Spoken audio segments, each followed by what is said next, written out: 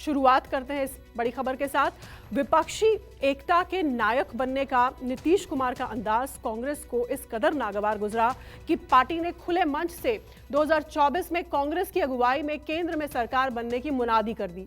कांग्रेस के इस बयान ने उद्धव ठाकरे को बहुत ज्यादा नाराज कर दिया है। उद्धव ठाकरे ने दो टूक कहा है कि बीजेपी से अकेले लड़ना कांग्रेस के बस की बात नहीं है। कांग्रेस को नीतीश कुमार की अपील पर विपक्षी एकता की पहल करनी चाहिए और अगर विपक्ष सतर्क नहीं हुआ तो 2024 का चुनाव विपक्षी दलों के लिए आखिरी होगा। रिपोर्ट देखिए डिटेल में।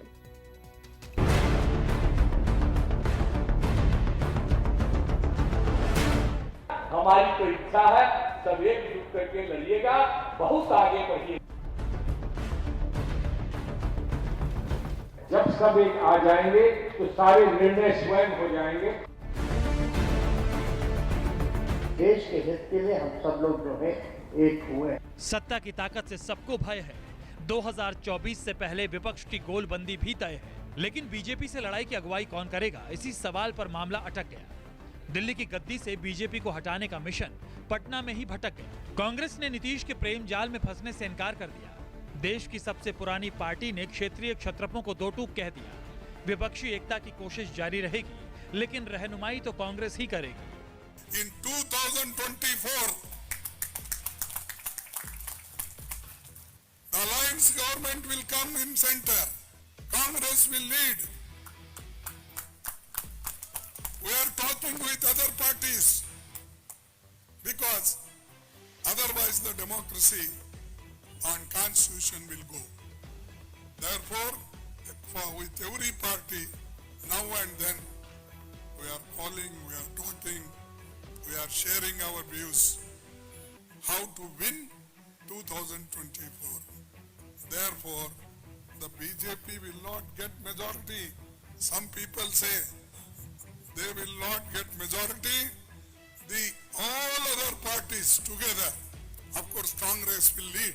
We will get the majority. We will follow the constitution. We will follow the democracy. Let 100 Modis or Shah come. Nagaland की चुनावी रैली से मल्लिकार्जुन खड़गे के इस ऐलान ने उन पार्टियों को भी परेशान कर दिया जिन्हें कांग्रेस के साथ कदमताल से गुरेज नहीं है, लेकिन उन्हें नेतृत्व की घोषणा से परहेज है। फिलहाल वो चेहरे की लड़ाई में उलझना नहीं चाहते। विपक्ष का पीएम उम्मीदवार कौन हो, इस सवाल में फंसना ही नहीं चाहते। लेकिन खड़गे के बयान से बड़े भाई के अहम की बू आई। उद्धव को कांग्रेस की ये अदा रास नहीं आई। पार्टी का नामो निशान गंवा चुके उद्धव ने सामना के जरिए कांग्रेस को आईना दिखाया। साफ साफ समझाया कि विपक्ष की चट्टानी एकता के बगैर बीजेपी से लड़ाई मुश्किल ही नहीं नामुमकिन है। कांग्रेस आगे रह सकती है, लेकिन अकेले दम पर कतई नहीं लड़ सकती। उद्धव ने सामना में लिखा, अगर मौजूदा बीजेपी से लड़ना है तो अलग संसार या चूल्हा जलाकर नहीं लड़ा जा सकता है। विपक्षियों की एकता की वज्रमुट्ठी बनाए बिना लड़ना संभव नहीं है। अभी कांग्रेस अकेले बीजेपी से नहीं लड़ सकती है। विपक्ष सतर्क नहीं हुआ तो 24 का चुनाव आखिरी होगा। विपक्ष की एकता के लिए हमारे बहुत ईमानदार प्रयास है। 2024 में प्रधानमंत्री पद का उम्मीदवार कौन होगा, ये बाद में तय किया जा सकता है। देश की सबसे बड़ी पार्टी में सियासी अदावत में मुख्यमंत्री की कुर्सी से लेकर अपने पिता की बनाई पार्टी गंवा चुके उद्धव की पहचान एक हारे हुए जुआरी जैसी है। लेकिन उद्धव का हौसला बरकरार है। वो अब भी हारी हुई बाजी पलटने को बेताब है। यही वजह है कि वो 2024 की जंग में कोई कोर कसर बाकी नहीं रखना चाहते।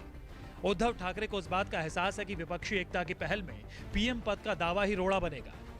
ये सवाल ही विपक्षी एकता के रथ को रोक देगा। लिहाजा सामने के जरिए उद्धव ने भी ऐलान कर दिया कि उन्हें इस सिंहासन का कोई शौक नहीं है। उद्धव ने लिखा, 2024 में प्रधानमंत्री पद के लिए नीतीश कुमार कहते हैं कि वो कांग्रेस को तय करने दो। कुछ लोग मेरे नाम का जिक्र करते हैं, लेकिन मेरी इच्छा नहीं है। उद्धव ठाकरे ने नीतीश कुमार के जिस बयान का जिक्र किया वो बीते 18 फरवरी को माले के महाधिवेशन के मंच से निकला था। नीतीश ने विपक्षी गठबंधन बनाने की जिम्मेदारी कांग्रेस पर डाल दी। खुर्शीद ने प्रेम में पहल का हवाला दे दिया। उसी मंच से कांग्रेस के जवाब का इशारा दे दिया। अभी तो बहुत अच्छा यात्रा हो गया, तो यात्रा तो बहुत अच्छा हो गया, लेकिन अब इसके आगे थोड़ा सोच लीजिए। हम तो उसी के लिए इशारे कर रहे हैं। जब तक हम तो जाके दोनों को कह ही दिए हैं, हम कह दिए हैं कि भाई सोच लीजिए आगे, तो जो कहिएगा। अब बाकी अन्य पार्टियों का फोन आ रहा है और सब लोग कह रहे हैं कि बाकी लोगों का सबका मीटिंग कीजिए, एक साथ बैठिए, तब जान लीजिए हम वेट कर रहे हैं खाली। अब आप लोग इतना जल्दी, हम इसीलिए हम वेट कर रहे हैं, नहीं तो बाकी और पार्टियां थी, बहुत सारी पार्टियां एकजुट होने के लिए तैयार बैठी हुई है। मैं सिर्फ एक बात कह सकता हूं कि जितनी मुझे समझ है अपनी पार्टी में, जो आप चाहते हैं वही वहां भी सब लोग चाहते हैं। लेकिन कभी कभी प्यार में एक समस्या होती है, प्यार में समस्या होती है, और तेजस्वी जी ये जानते हैं, प्यार में समस्या ये होती है कि पहले कौन कहेगा आई लव यू।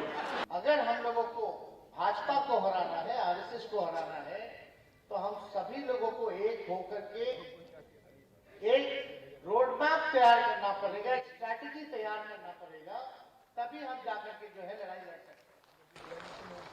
और यही चर्चा लगातार माननीय मुख्यमंत्री जी ने अपने भाषण में भी किया कि हम लोग सब लोग तैयार हैं, और सब लोग जब तैयार हैं तो कांग्रेस पार्टी को निर्णय लेना है, और मुझे पूरा विश्वास है कि जल्दी ही जो है निर्णय लिया जाएगा। 2024 में बीजेपी को हराने की जो हुंकार अभी बिहार से उठी है, पटना में नीतीश की इस हीरोगिरी से पहले तेलंगाना के सीएम के चंद्रशेखर राव भी बीजेपी भगाओ का नारा दे चुके हैं।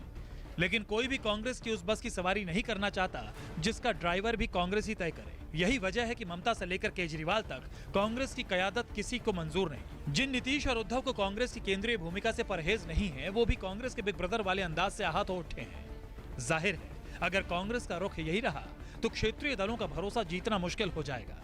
विपक्ष के लिए 2024 में भी दिल्ली का सिंहासन दूर ही नजर आएगा। पटना से सौरभ कुमार के साथ इंद्रजीत सिंह, मुंबई, न्यूज़ 24।